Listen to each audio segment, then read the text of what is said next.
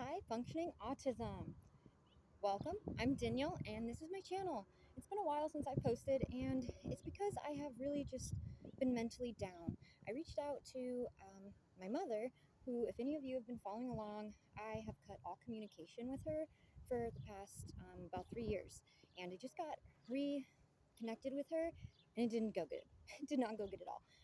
My mother doesn't believe in things that if you can't see it, then there's nothing wrong with you. And high functioning autism, that's pretty much what the definition of the high functioning autism is. It's you cannot see the struggles that we deal with on a daily basis. So a few months ago, I got reconnected with my mom, and I was actually staying with her. I was so excited. Great, it was great, it was great. But she kept crossing a boundary with me when it came to my stepdad.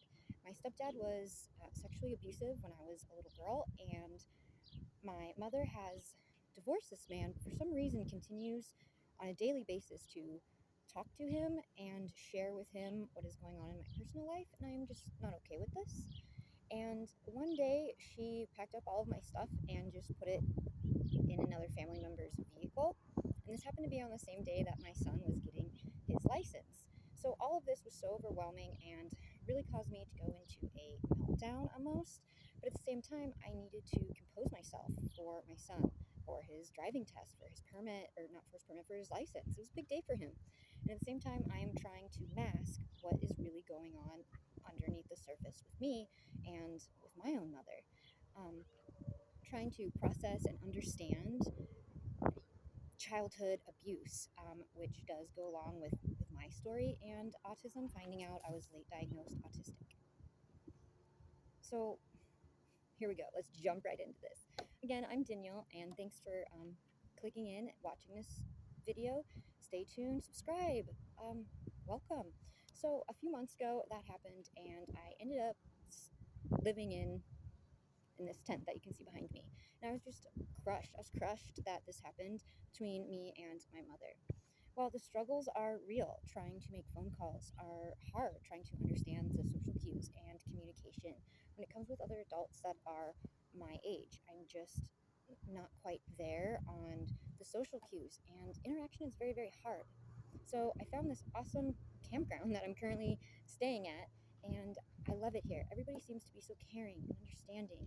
They're not judgmental of the struggles that are invisible to most people, but if you fall on the spectrum, especially if you have high functioning autism, it can be very challenging.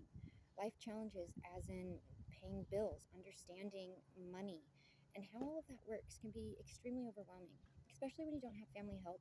They don't believe that these things are actually real diagnosis or real mental struggles for individuals.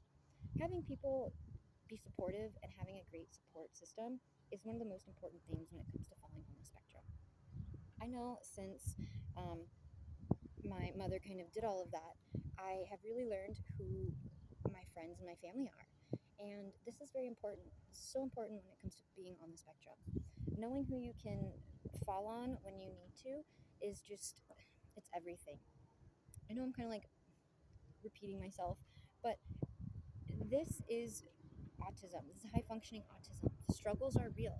It's a struggle. A lot of people don't understand what it takes to be able to live on your own as an adult. And when you have high functioning autism, it can be very hard to be approved or qualify for housing programs. I know that I don't want to live on my own. It's overwhelming, and I've never liked being alone in that aspect. I need help with, I call them adult tasks. Being able to go to the grocery store, it's too overwhelming. I need somebody there to just walk next to me. Making phone calls, being able to do tasks. And when all of these things get overwhelming, the problems is addiction and anxiety and just dark thoughts. Nobody wants any of this. So getting a diagnosis is important. And what is not high functioning autism? It doesn't mean that our tasks are any less harder than someone who falls on the spectrum that is low functioning. It just means that our tasks are, you just can't see the problems that are there, but I promise they're there. So let me know if this video helped, if it didn't help. I'm again trying to raise awareness for girls, women with late diagnosed autism. Again, I mean, let me show you around. Welcome to my humble abode. This is where I was after my mom decided to no longer. I don't even know. I'm very sad about that whole thing. And this is now where I am currently at, in a pop-up at a trailer park. High functioning autism. It's something I'm learning to deal with every single day.